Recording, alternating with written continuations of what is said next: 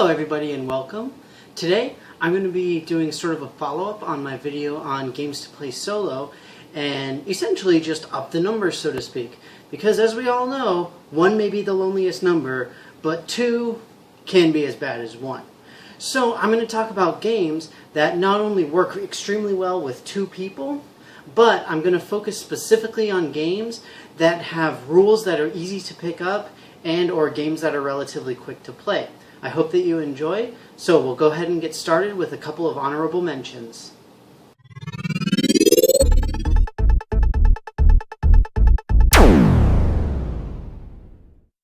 My first honorable mention today comes courtesy of Rio Grande Games, and it is Power Grid. This is a really excellent game, and it has a ton of different expansions for all sorts of different situations, and not only that, but it's also got some additional games that work on a similar system. The reason that I like this game is because it scales extremely well, as do most Rio Grande games, to have different numbers of players. In this case, you just leave a few regions of the map alone when you're only playing with 2 or 3 players. The reason that it's only an honorable mention rather than on the list is because while it is certainly very playable with 2 players and it works very well and it is relatively easy to play, a lot of the things like some of the more intensive auction fighting and the resource gathering and that kind of thing sort of goes away when you have fewer players. But it still works and it is still a lot of fun.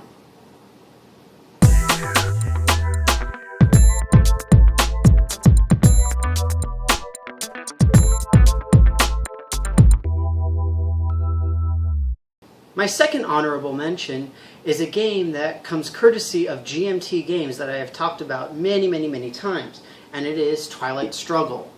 The reason that this is only an honorable mention rather than a part of the list is, first off, it is only a 2-player game. Since it's only a 2-player game, it better be good as a 2-player game, and it is. It's a wonderful game, and it's extremely fun to play. The other problem that I have with this is the rules are pretty convoluted, difficult to understand, and it takes a really long time. But if you're looking for a really deep, in-depth strategy game for you and one other person, you really can't go wrong with Twilight Struggle, or, as I've said several times as well, it's sort of twin or brother or sister, maybe even cousin, Labyrinth. Both of them great games, and obviously built specifically for 2 people.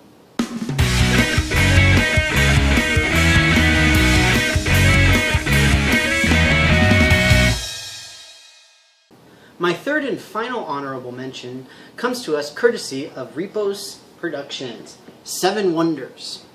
This is a great game. It's won all sorts of awards. It's a lot of fun. It's got several expansions to it that make it even that much better. I haven't played with too many of the expansions. I've only played with Leaders. I haven't played with Cities or the new Wonders either. But it's still a lot of fun. The problem that I have with this, and the reason that it's not in my top 5, is simply because of the dummy mechanic. I think it's a little bit clumsy and it can be a bit tough to work with.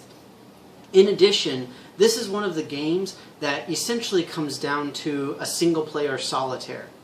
It's really similar to Race for the Galaxy from Rio Grande Games, which is a great game and it's also a lot of fun with 2 people, but it is essentially however many players you have, solitaire.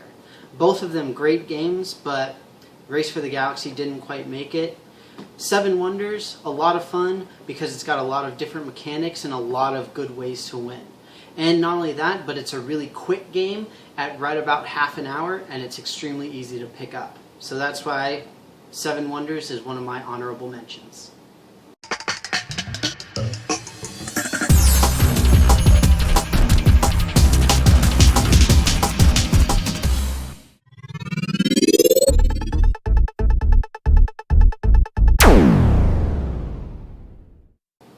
Moving on to my list, my number 5 is a game from Rio Grande and Czech Games Edition. It's a relatively new game that only just came out late last year in 2012, and it's called Tzolk'in. I believe that's how you pronounce it anyway, but the Mayan Calendar. This is a really fun game, and I've had an amazing time playing it. It's a very unique worker placement game.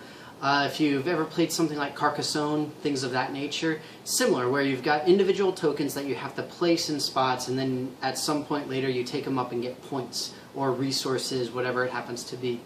The reason that this is number 5 and not a little bit higher on my list is it does have a very unique mechanic for the worker placement. It's really cool. You get to turn a big giant gear to represent the calendar. It's a lot of fun. But this, like many other games, uses a dummy mechanic, which is fine. The problem with this one is that you can potentially block out a lot of ways to win just because of where the dummies get placed, because the dummies never move. And so if you really have to do a specific thing, you either get really lucky and get to do it for free, or you're really unlucky and it ends up being extremely expensive. But in the end, most of the games that I've played of this with just 2 people end up with 2 people just racing for the exact same goals. We are either both working towards building or both working towards appeasing gods, but not really doing multiple things. With more people, it leaves a lot more options open. So that's why Sulk In is my number 5.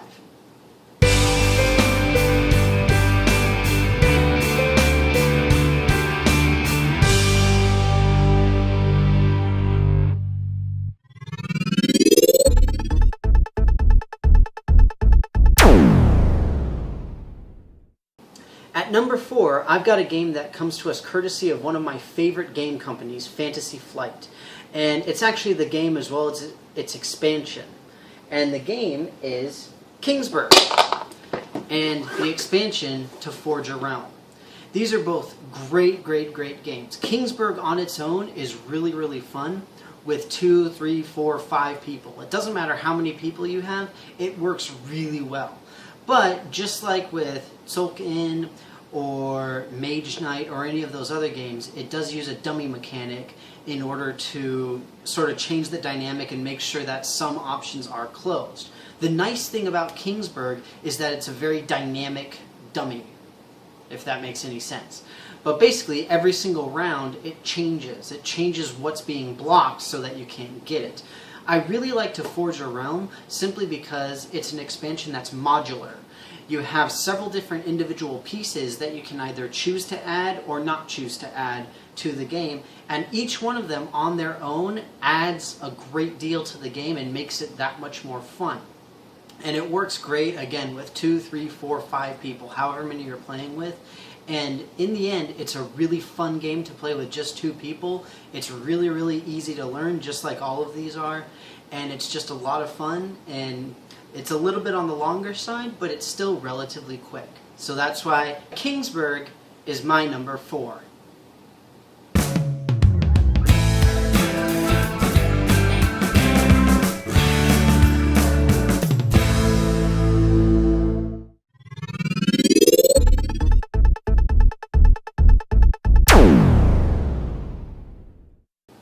My number 3 game comes to us courtesy of Fireside Games, and one of the only games of theirs that I've actually ever really heard of, much less played.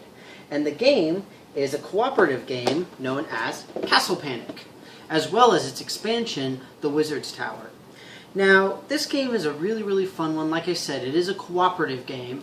And like many cooperative games, it does work well with 2 people. So I very easily could have put Pandemic or Arkham Horror or any other thing like that into this spot. The reason that I specifically picked Castle Panic is because, like I said earlier, I wanted to go with games that are really easy to pick up, really easy to learn, and relatively fast in their gameplay. And Castle Panic fits that to a T. It's something that everybody can relate to. You've got a castle, you're defending it from bad guys. What are you going to do? So you go and you got to kill all the monsters. Really fun.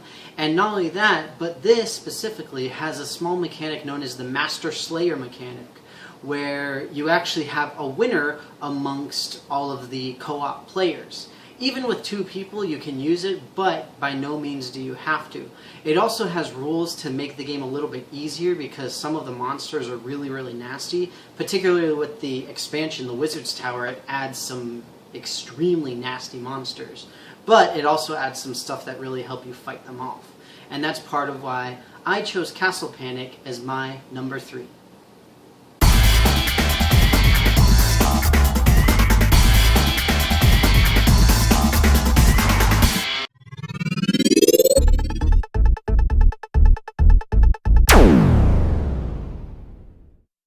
At number 2, I've got physically the smallest game here, but one of the best in my opinion. This one also comes courtesy of Fantasy Flight, and it's a game that I've played for years and years and years and really, really love. It is Citadels. Like I said, small package but great game. Now, a lot of people who play this game will say that it's really similar to something like Race for the Galaxy, a single-player solitaire, that kind of thing. And in my opinion, it's really not. There is a great deal of interaction with this game. Most of the cards, in some way, affect other people. And a lot of this game is knowing what your opponents are picking and being able to really accurately guess that and know what they have. So when you're playing with 2 people, it's really fun because you actually get to pick multiple roles. Since you're picking multiple roles, the game actually goes a lot faster because you get several turns instead of just one turn at a time. It makes it, like I said, go faster, and it is another game that's really, really easy to pick up. And this one particularly is also very inexpensive, partially because it's so small, and it can only take right around 20 minutes or a half hour, especially with 2 people, because, like I said, it just goes that much faster, depending on exactly what you want to do. Not only that, but this edition of the game comes with the expansion, which has alternates for all of the different roles. So, great game, lots of fun, easy to play, and really fast. So that's why Citadels is my number 2.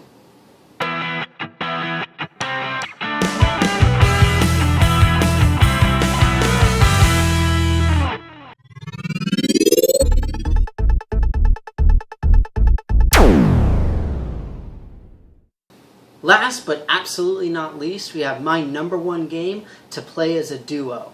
And it comes to us courtesy of Days of Wonder, another really great company that brought us such things as Memoir 44 and Shadows over Camelot and several other really great games.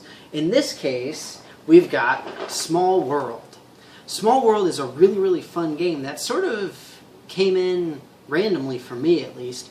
And it really just sort of shot up really fast through the ranks of things like Board Game Geek. Just an amazing game that just has an extraordinary amount of replay value due to the way that the characters and the powers get to be matched up.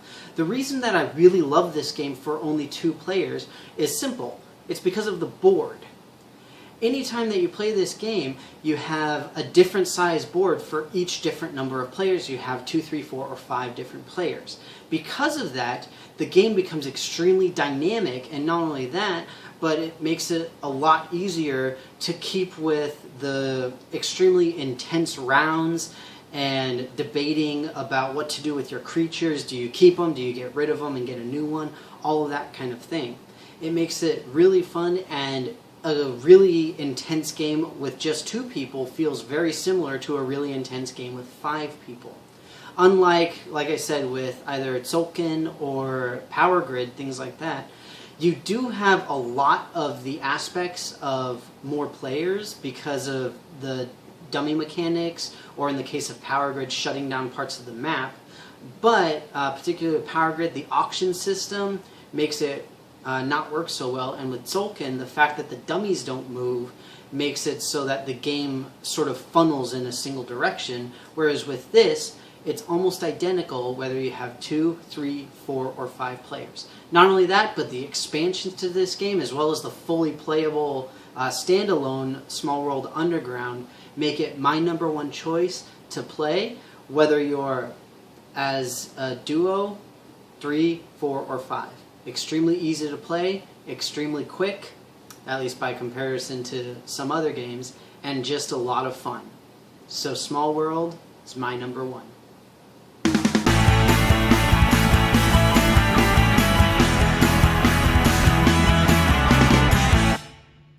And that's it for today. I hope that everybody enjoyed my video on games to play as a duo, and with our specific focus on games that are easy to pick up and or fast to play. So I hope that you liked it, and I'll see you next time.